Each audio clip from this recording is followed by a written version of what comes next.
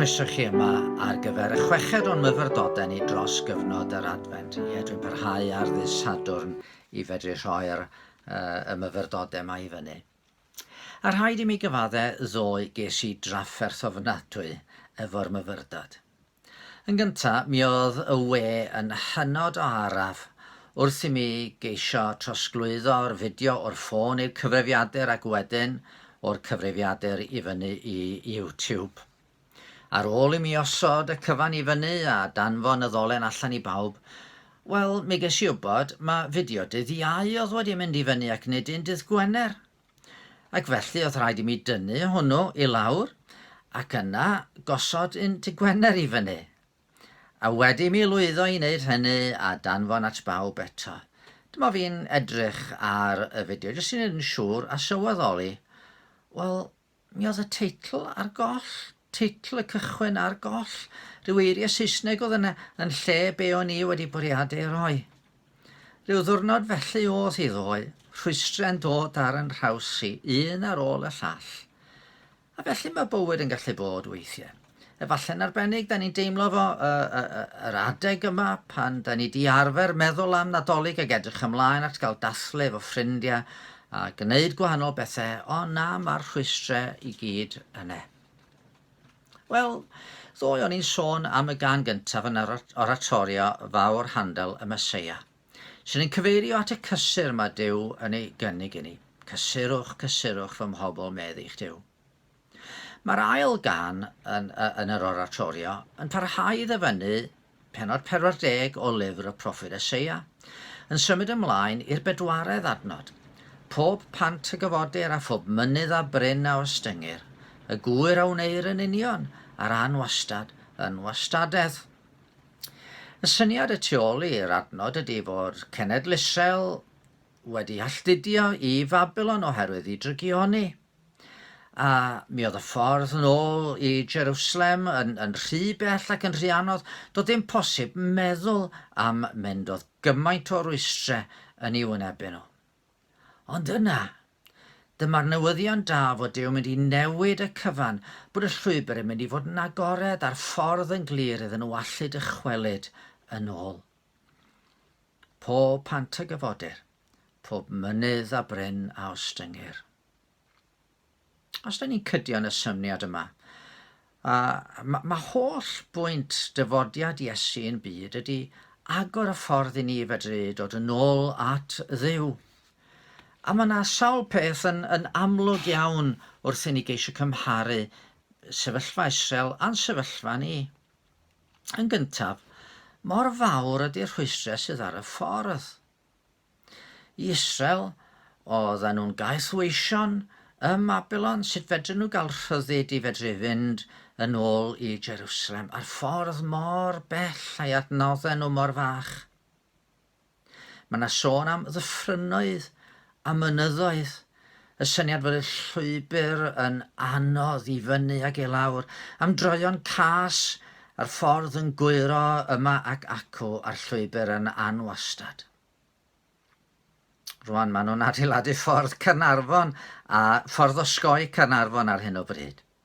Mae'r peiriannau mawr wrthi ers misoedd lawer. A mae tunelli o bridd yn cael ei symud o un fan i'r llall, craig yn cael ei chloddio ymaith. A mae hyn i gyd mwyn rhyddhau'r tagfeydd hir sy'n digwydd bob bore a nos wrth i bobl deithio i mewn ac allan o'r gwaith. Ond mae hwn yn ddarlun gwan mewn gwirionedd yn dydy, o'r rhwystrau sydd rhyngddo ni a'n crewr. Mi oedd Eseia wedi gweld Duw ar ei orsedd. Ewch i'r chweched bennod o'r broffedoliaeth, a mi welwch chi fanno fod Eseia wedi cael golwg ar sancteiddrwydd Duw a'i aflendid o'i hunan. Oedd o'm yn gallu dod i bresenoldeb Duw a byw oherwydd i ddrygioni hunan. A felly mae hi efo ni gyd yn de. Mellach ymlaen, mae'n sôn am yn drygioni ni yn achos ysgariad rhyngddo ni a Duw. Eseia pennod 59. Fedrwn ni ddim osgoi'r gwirionedd fod yn beia ni yn fawr iawn, yn gwahanu ni oddi wrth Dduw a bod yn alltudiaeth yn gwbl resymol. Ond wedyn, da ni'n gweld mor gyflawn ydy'r cynllun i'n dwy'n ni adref. Mae pob mynydd a phant yn mynd i gael ei symud. Bydd pob cornel wedi ei sythu a'r llwybr caregog wedi gyfnewid am lôn lyfn. Mae pob pechod yn mynd i fod wedi ei faddau. A phob angyfiawnder wedi dynnu oddi wrthym drwy newyddion da Duw i ni, ynglyn â'r un yma anwyd ym Methlehem, Jwdea, 2000 o flynyddoedd yn ôl.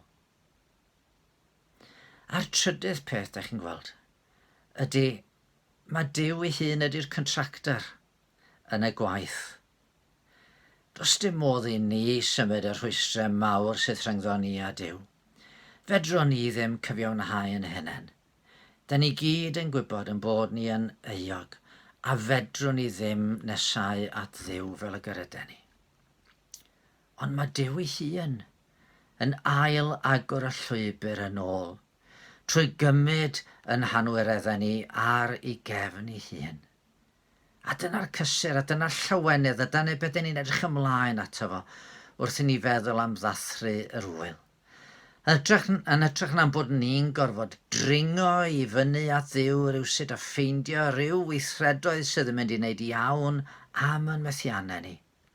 Mae o'i hun wedi dod i lawr ato ni yn Iesu ac yn dod i ni yn ffordd, yn wirionedd ac yn fywyd. Ydwch chi'n ei weddi? Arglwydd yn Duw, da ni'n cyfaddau fod bywyd yn gallu bod yn gymleth i ni am lawer o resymau, a bywyd eleni wedi bod yn gymleth ar y naw. Ac eto, arglwydd, tydi'r holl broblemau da ni di wynebu eleni, dyn nhw'n ddim o'i gymharu â'r broblem o sut fedrwn ni gael cymod efo ti. Ond arglwydd, da ni'n diolch bod y newyddion da o lawenydd mawr yn deud fod na gymodwr wedi dod, fod na un sydd yn gallu symud y rhwystrau. Newyddion braf a ddaeth i'n bro. Hwy hyddent gael ei dwyn ar go, mae'r ffordd yn rhydd i'r nefoedd wen. Dyna'r newyddion da o Dduw Tad, fod y ffordd yn rhydd yn ôl ata ti. Diolch i ti am waredwr cryf i'r aigwan fel ni. Amen. Wel, na i ddim rhoi myfyrdod bore fory. Mae hi'n ddisil, fydd cyfle i chi ymuno efo Idfawn, falle lle ydych chi, neu gallwch chi ymuno efo ni yng Capel y Ffynnon, a fyddwn ni falch iawn o gael eich cwmni chi. Ond bore dy llun, os fydd Duw caniatáu,